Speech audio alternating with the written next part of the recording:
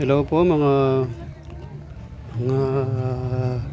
ka Elmo TV followers. Ayan po.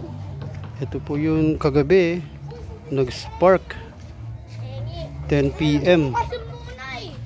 Yan yung nakasabit dito. Yan, tinanggal na po nila. Magkano kaya to? Kung kukunin na yun po hanggang doon sa kanto, mga masisipag nating mga electric technician ba to. Ayan, kinakabit na po nila. Ayan, bago na po yan. Kapal po ng wire. Ayan po.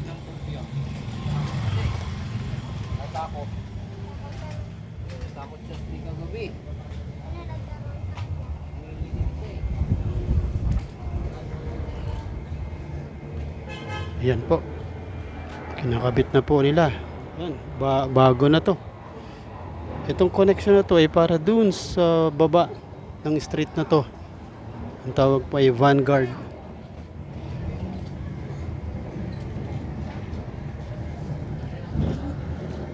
Ayan po. Ito po. Mukhang hindi naman nila iiwan to. Kukunin na nila. Kaya bawal kunin at ibenta. Gawing kalakal.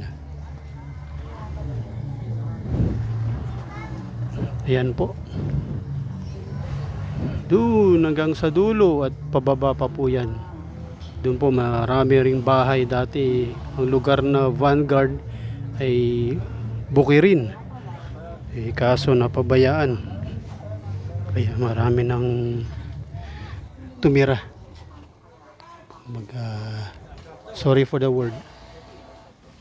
Pero naging squatter. At yan, marami na tumira.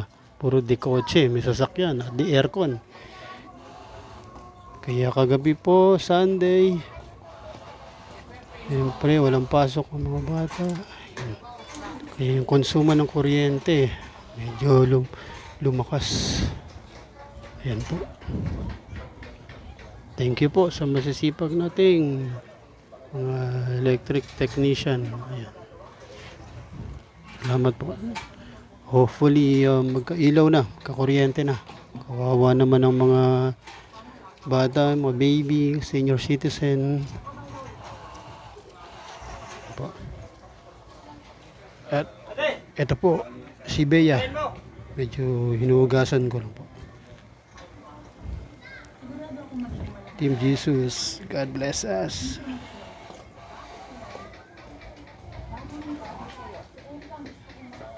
Thank you for watching, mga followers ng Tito Elmo TV. Maraming thanks. God bless us. Ingat po. Stay hydrated po. Inom po tayo ng tubig.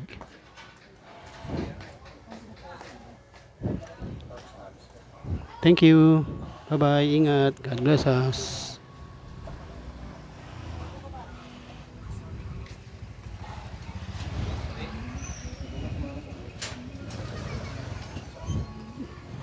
Bea, paalam ka na, Bea. Thank you. Bye-bye.